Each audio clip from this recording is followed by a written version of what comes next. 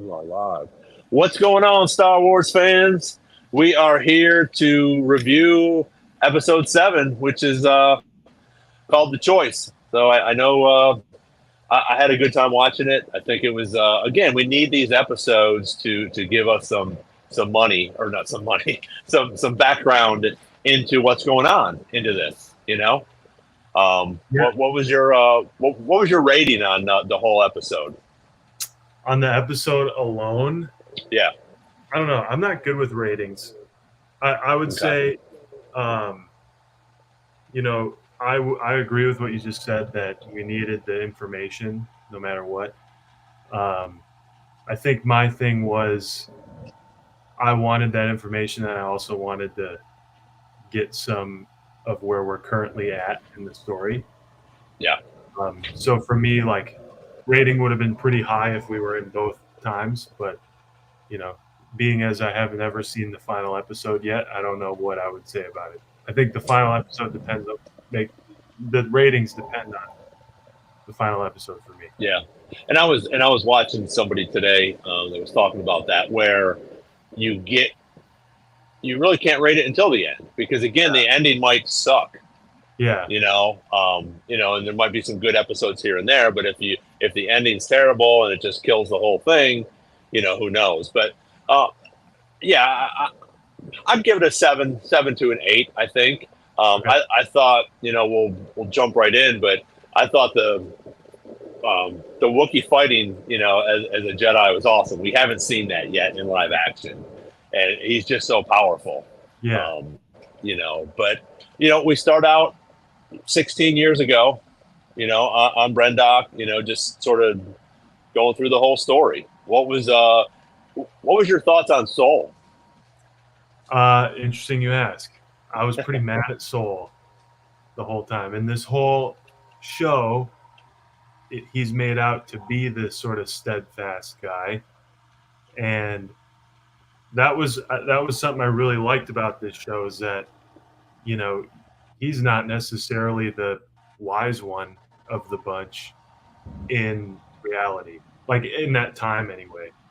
And Yeah, yeah, I was pretty upset with him just like on general choices and just losing his head a lot. Um, well, I his don't emotions. necessarily, yeah, like what I really liked, and we'll get into this later, but that the third episode of this series, which was the other part of this flashback from the perspective of the witches, made the Jedi look like assholes. And in this one, I feel like when you get the Jedi perspective, Indara looks way better. Indara is the voice of reason, and Yeah. before she's just kind of like mean and like uninterested. And Soul looks like the imbalanced one, and he is. I mean, he makes some choices, man.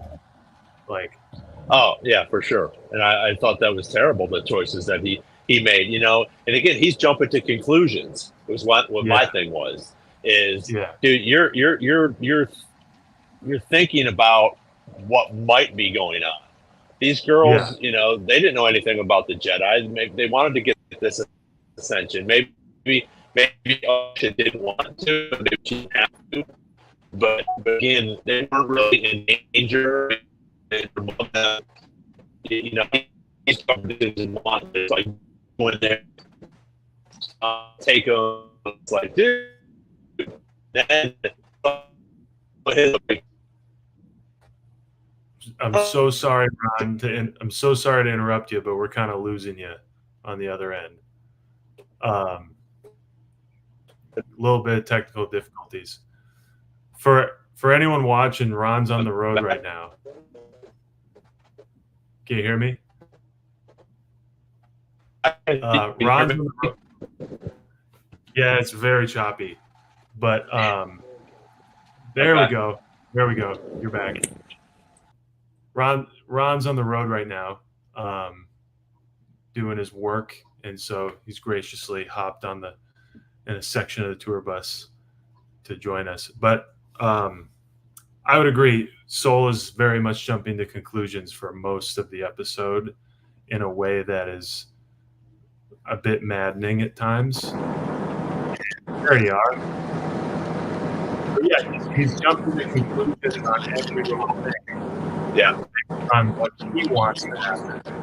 And then Dara is moved throughout the series up to this point. You viewed as like, yeah, I would be annoyed with her too. But, and in this episode, she's like the only one making any sense, even about Lion Dara. Yeah. You know, which we'll get to. But yeah, and Soul, like, even he's going after Corbin to stop him from going in there. Yeah. And then he goes, all right, well, let's just get in there and take the kids. Right. Well, and I think that was his intention, anyways. I think he wanted to go, do that, But I thought it was interesting when they go in and talk to the mothers and Anasea. Anasea, and she's like, listen, this is going to be your downfall. All the Jedi are going to die eventually. And I was like, oh, okay. That's a key point right there.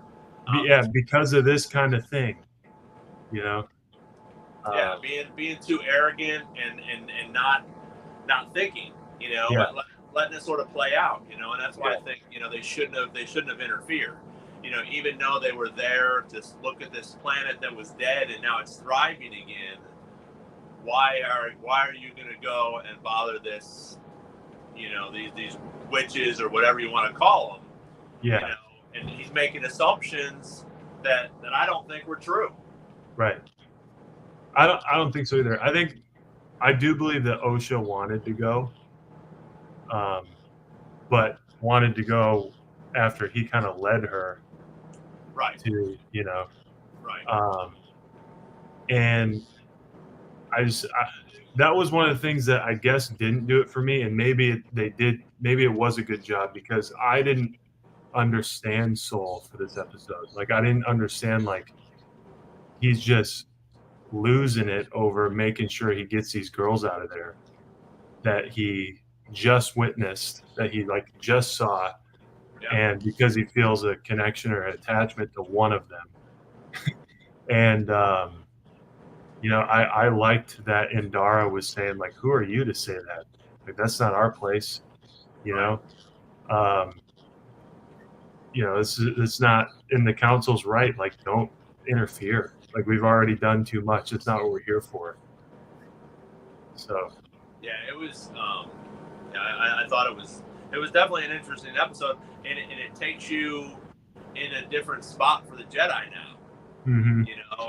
And I think that sort of is going to help us lead into some of the lying that they're going to have to do in reference to the Sith as well.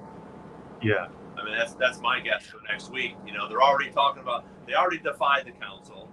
Now they're going to go lie to the council because, he's like, oh, I'm going to go tell them the truth. She's like, yeah, we're going to tell them the truth. We're going to tell them that May started a fire and they all died.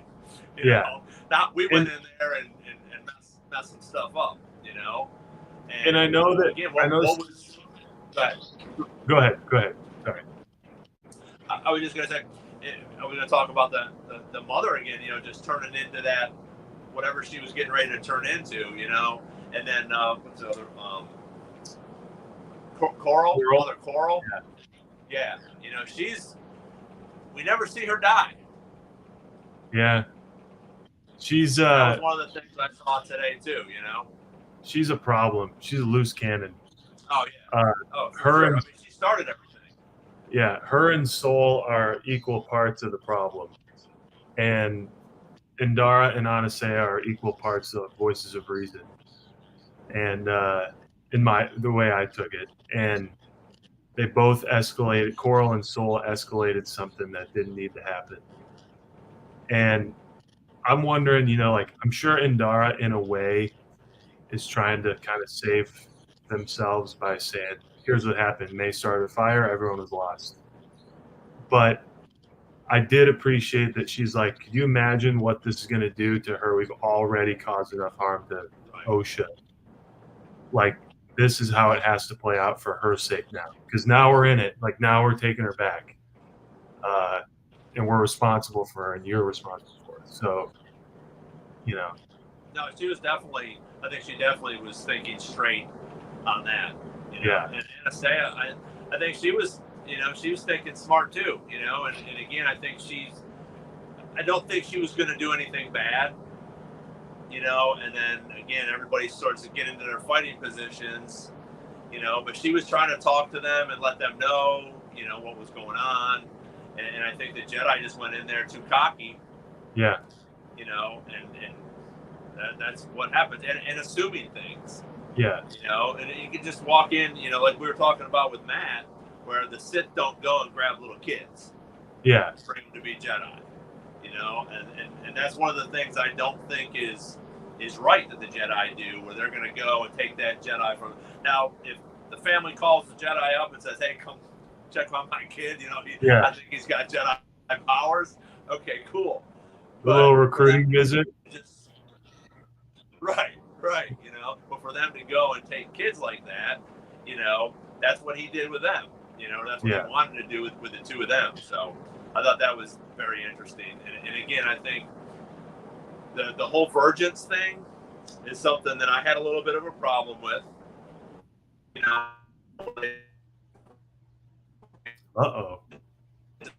well, not already, but there's going to be another Virgins in the Force.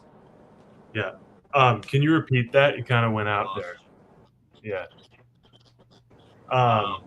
The Virgins in the Force, we're going to have, you know, we're going to have a different Virgins when Qui-Gon finds Anakin.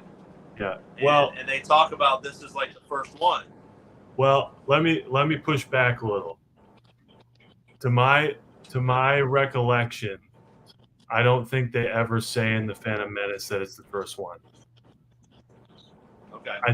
I think the line is, I'll go back and check it out just so I can, you know, you mentioned before we got on here that this is quite a topic on the internet, but I believe the line is, Qui-Gon says, "I've discovered a Virgins in the Force," and Mace Windu says, "And you believe it's this boy?"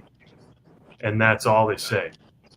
I don't know if they ever talk about this as the first kind, and then Qui-Gon says, "I think he's the chosen one," and then they're like, "Wait a minute." That's my recollection of events from the Phantom Menace, and I think I don't know what Virgins was described as in canon, if it ever was before, but I don't mind their description of it at the beginning, where they're like, it's a concentration of energy that can bloom life, you know. So right now, until I check it out later, I don't think the Phantom Menace ever said it was the first one. That might be perhaps a cherry picked thing from some angry people. Yeah. Well, I think you're right, you know, but I think that is part of what they're talking about. That unfortunately they're just trying to take this apart. You know, and I hate that because I think it's a good show. They've done enough. Get some cool Easter eggs, or we getting some cool and some new things about Star Wars. Yep. Ron, do you want to repeat that? We might have lost Ron again. If you guys can see me, oh, there you go. Fast forwarded. Can you repeat that? You can keep talking if you want, and just keep reviewing the. I know you said something before. I'm on a bus. Sorry if the reception's crappy. We're just trying to do a review here. So again, if anybody's jumping on, we got spoilers, and if I disappear, Nick's going to take it. What I think you said before is that with the Virgins thing, it's just cool that they're bringing new concepts into the show. Correct? That, yeah. I think so too, and I think, like, we were talking before, you had sent me something about the unknown planet that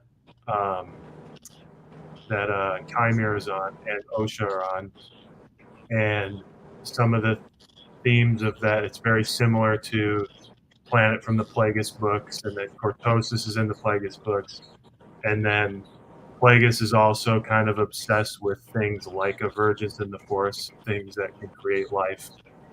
So, what do you think of all that? Do you think that's intentional? I think it could be. Yeah. You know, but again, we're going to have to wait and see because there's been so many surprises, I think, so far, and they've gone in so many different directions. So, you know, I just thought it was sort of cool. I would love to see that. I'd love to see Canterbury. Yeah. I think they're. Do you think we'll have time for it maybe to get real Sithy in the last episode? I think that probably the very last part of the last episode, that's going to be the reveal, and it's going to be like, okay, boom, here it is. This is the master. That's my guess, and we're not going to get anything else because we already know who it could possibly be. You know, the two that I think it could be Tanibris or Plagueis, one of those two, depending on, you know, the timeline, you know, with how old they can be, you know, what their species handles. But that, I think, we're just going to have to wait for. Yeah. You know, until next week. You know, I think I never thought about what you said earlier, that never saw Coral's body. Never saw her die. And there was a point from the third episode that I was like hanging on pretty aggressively, which was Coral being worried about the Jedi finding out how they made the twins. And, you know, it comes up again where they say, they're artificially created, how'd you do it? And I thought we'd get an answer. We haven't. I don't know if we get it in the last episode or if that's just meant to say some weird stuff happened. But I think, you know, I would love to see where that leads. What do you think? I definitely think it's going to be interesting because, again, their midichlorian count obviously was very high, and they had the same genetic, like the exact. They're not just identical twins. They're like the same person. Yeah. You know, so that's going to be interesting to see what Coral and Anastasia's do. You know, how are they the same person? Are they made from them? You know, that was the thing too. I was going to say before I broke up the one time. You know, she starts turning into almost like a vampire or dust. Yeah. And so does May. So was she trying to combine the two of them together to save? You know, so that's something I think we're going to have to get an answer to. Yeah. You know, and that's the thing with Coral too. You know, she doesn't die. So does she vanish and go into May?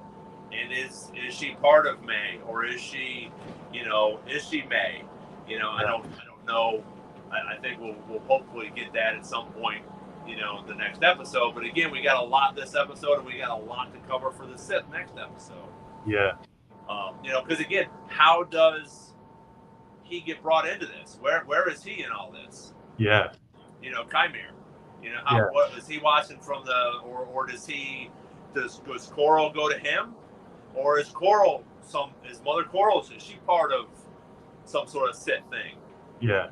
And one thing to point out is that whether it's in comics or the Clone Wars or anything like that, the Sith are no strangers to making deals with witches. Right. So, you know, another little thing that lines up with that Plagueis book is, you know, who's to say they didn't make some kind of deal with the witches? Be like, I can show you how to manipulate some stuff with midichlorians or whatever, and maybe get the outcome you want with a child or whatever. Yeah. We combine our knowledge. Yeah. You know, even Thrawn, he makes deals with it. Well, and I thought it was cool at the beginning when they were all doing their thing on the planet, you know, and going through looked like metal detectors, obviously. Yeah. You know, but you know, they talk about the Night Sisters. You know, they mention them. You know, so that's cool. Where obviously they're around at this point, and they know who the Night Sisters are. You know, and we got some interesting. You know, I don't know how taking over a person's body works, but I thought it was an interesting, maybe anticlimactic detail, but interesting detail that once Kelnaka was freed from his hypnosis or whatever, that they all just died. Yeah. And well, and I think again, they like did I don't too. know. There was some. Sorry, I didn't mean to interrupt you. No, But there was some talk about, are they dead or did they get knocked out? And I agree with you. I think they died. I think she has some sort of mind thing that she does, and maybe just connecting them. They were just trying to with all their power to control him. And when she severed that, they all died, because there's no other way. Yeah.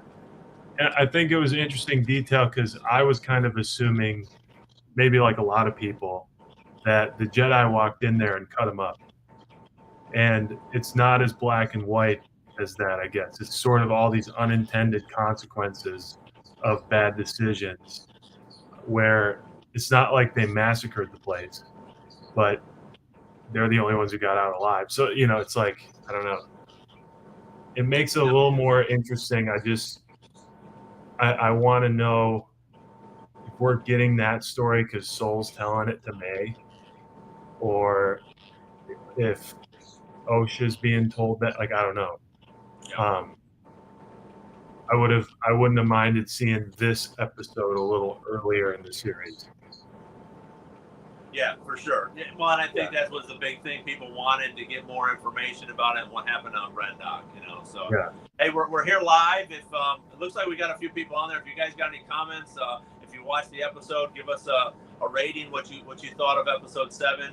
Again, we got spoilers. We're talking about it. So if you haven't watched it yet and don't want to learn any spoilers, go ahead and go watch one of the other podcasts. We just put Matt's podcast out. We had a great conversation.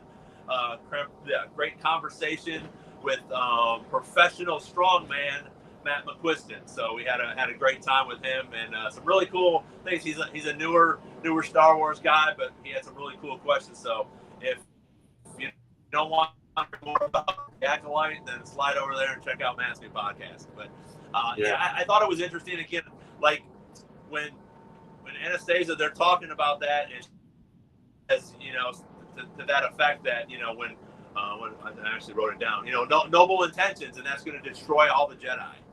So again, noble intentions are fine, but again, I think Soul jumped to conclusions. I don't think as much as I really liked him until this episode, I don't think he's a good Jedi. He's too emotional. No. I mean, we saw what happened. And also pretty righteous about it, like pretty self-righteous about control. And loses it. And I also like.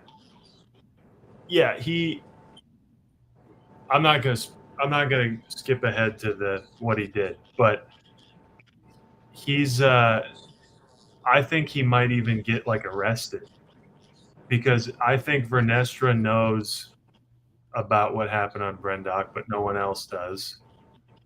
I think they're close enough where she might know that it didn't go down the way that the council was told. And then she's going to have no recourse but to say the prime suspect for all these killings is Soul, or like Soul in OSHA or May, like, because they have no idea. Like we said in the last review, the Jedi as a institution have no idea that Chimere killed all those people. They don't even know who that is. So again, like a lot that needs to happen in this last episode, but I don't know if they lie or if you get straight up. Well, and this one was longer, but honestly it seemed short to me. It seemed like it ended quick.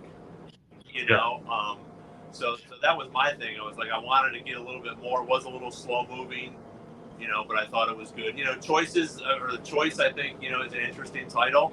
We got a bunch of things that that you can relate to in that, and I'm guessing they're going to refer to Soul in that. The choices that he made. Which I thought was pretty interesting. But again, it's they all defy the council, and now they're going to go back and lie to them. Mm-hmm. So and now we got the Sith going on, so it's going to be very interesting to see what happens. So, what were your thoughts on his decision making? Towards the end with the twins. I think, you and I were talking. Nice shirt, by the way. You and I, yeah. You and I were talking about that, and I don't know if people on the internet are saying anything about it, but I feel like holding what you said, holding up two parts of a bridge is a lot harder than holding up the girls.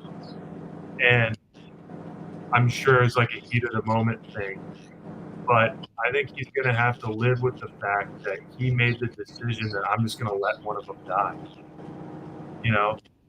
or he has been living with that because he didn't know May was alive. And now it's not just that, oh my God, May's alive. It's like, oh my God, May's alive. And she knows I let her go, maybe. Right. I know why she's trying to kill all four of us. That's a rough decision that he made. I didn't like it. No, well, and May's waited 16 years, to see him, and she watched him kill her mother. Yeah. So that's another thing. No wonder she don't like him. Yeah. And obviously Oshi, he didn't tell Oshi that. Oshi that, so she has no idea. And that's obviously that's not as messed up as killing someone, but that's in another way a completely different type of messed up that he claims to care so much about Osha, but like is responsible for ruining her life, and I don't know. I was kind of shocked to come out of this episode thinking like, oh, okay, Endara is the cool one. Torben's just a freaking kid, and Soul is a problem. I didn't think I'd come out of it that way. Well, and I thought it was interesting. I saw another thing on the web today as well, where Torben, he's a master when in present day. So was he on the fast track? I don't think so. I don't think he was a great Padawan. He was very. I think he was very much like Anakin in the beginning, where he just wanted to go and do things, or he was bitching about this or bitching about that. Yeah.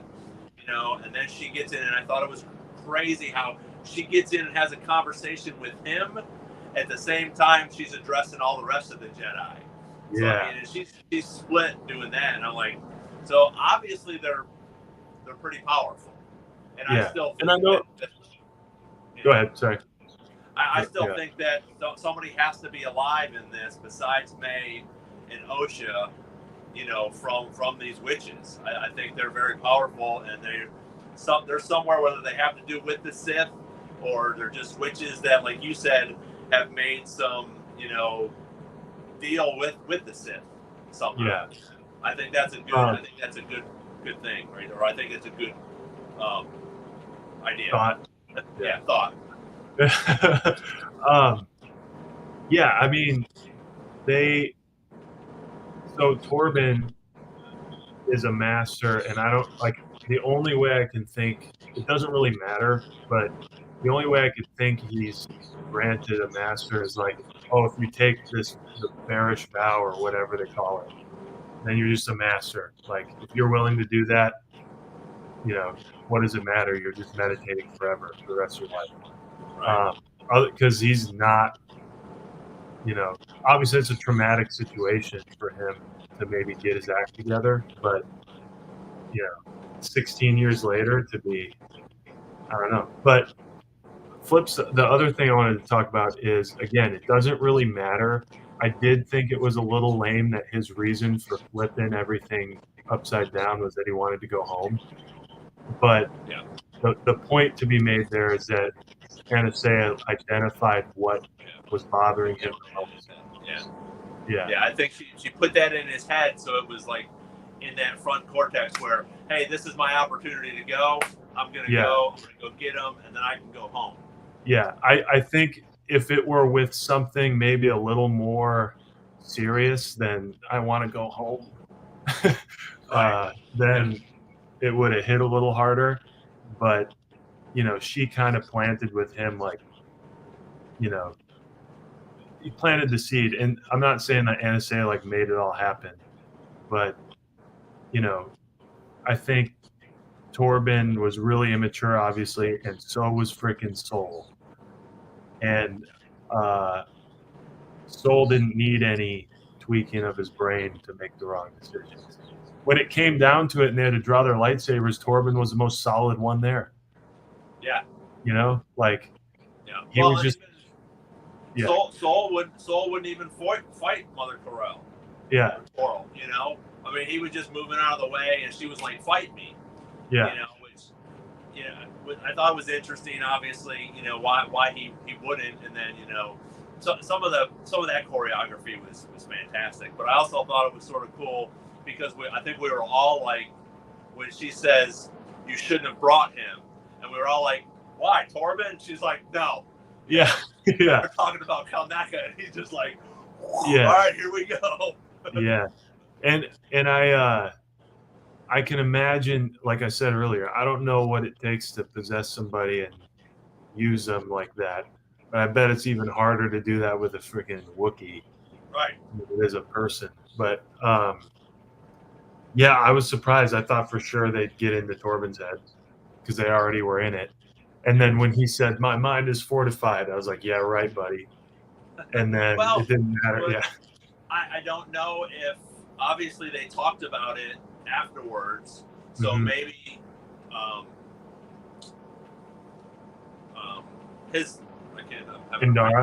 Andara, maybe Andara did something to his mind to sort of block that, because obviously that's a big power of hers. Yeah. Because again, when she went in and took Kalnaka and and severed the connection with the witches, she was able to do that. So maybe she was able to block Torben's mind from getting hacked again or whatever. Or maybe he was like, "Oh, you did it once."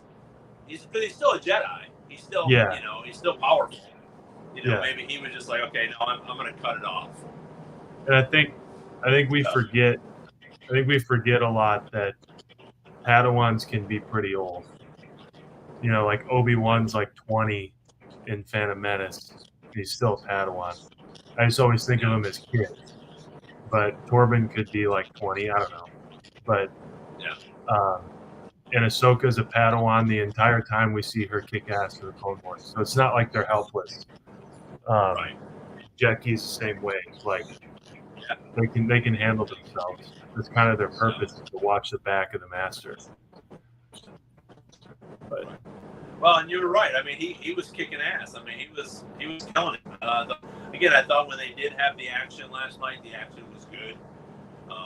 The one time I think it was Kalnaka swinging, and Soul jumps up over the lightsaber. It might have been Torben, but one of them, and then when Kalnaka's just holding him up against the wall, and he's got the lightsaber down here holding it. Yes.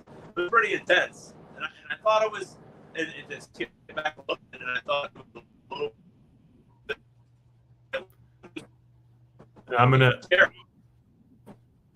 I'm gonna jump in because we're losing you, but to add to that, I also thought that Indara's move, sort of like jiu-jitsu-esque move to get Kalnaka on the ground, was pretty sweet.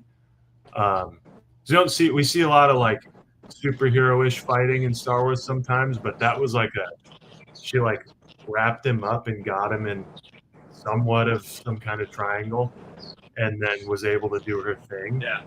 And I thought that was really cool.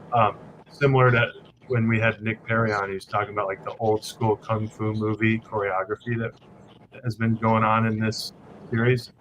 It's kind of like that. It's like very real, but also classic karate kung fu stuff that is sometimes like cooler than a leaping force kick. It's a lot more interesting. So I like that for sure. Overall, my thoughts on the episode are generally that I need to see the next one, because if the next one just blows me away, then this episode means a lot more than what I just saw. I left this episode wanting more and wanting to be like, why? I wanted to see what happened. I knew there was a lot more information. We knew it didn't happen the way we previously saw it, but I don't know if I needed 40 minutes of it. Right. I think we got the point. And so I'm hoping that it means a lot because we've got OSHA to settle, we've got Chimere to settle, we've got May to settle, we got Soul to settle, we got Vernestra on the trail to settle. I mean, we got all these things, which I'm assuming will be. I'm hoping for an hour, but I've read that it's 43 minutes again. Okay. So, is that going to feel like a short 43 minutes again, or is that going to be a long one? I don't know. I think it'll be a long one because I think we're going to be back in present time. We might do some flashbacks, but I think it'll be in present time where we're going to get the answers. Maybe somebody will flash back, but I think we're going to get the answers, and I think we're going to get a lot of death next week. Oh yeah. Like I said before, I don't know if many people are making it out of this thing. Yeah. And the cleanest way to maintain secrecy for the Sith is if everybody's off the board. Yeah. No. So, but we'll go ahead and wrap it up. Unless there's anything else you want to do, I don't want to keep. I know it's getting a little glitchy and stuff like that, but I appreciate everybody that stuck around with us. Again, we just wanted to get this in. Talking about the Acolyte. I really think overall, and I think it really is a good series. I think they're doing a great job with it. Again, the choreography I think is fantastic. So I don't have any hate for it. I think it's good. It's entertaining, and that's what I like about it. So yeah, take a lesson from us out there. Not that we should be anybody's teachers of anything, but as far as I go, I don't mean to speak for Ron. That episode wasn't really for me, but I in no way am going to say that this thing sucks and that nobody should watch it. I'm waiting to see what happens because that's what a story does. It evolves, and the story ends next week. So we'll see what happens. Yeah. But I think if anyone wants to see more, you should watch our podcast with Matt McQuiston that came out today. Yeah, go check it out. Just dropped it. We had a great conversation with Matt. Again, just starting out with the Star Wars. He's already on episode 2. He sent us some text messages, which is cool. So we're gonna try to get him back on again and talk about his thoughts now after he's watched some of the things. But appreciate everybody joining us. Again, we'll do this next week after the Acolyte. Talk about the ending. See, hopefully it'll be fantastic, and we're gonna love it all. I agree with Nick. It wasn't my favorite episode. I think we needed it. We needed to get some answers. I thought the choreography was great, but we'll see what happens next week. Sorry about the glitches. Appreciate you guys hanging out with us, and until next time, we'll see you on the next Star Wars Jedi Chat. And may the Force be with you.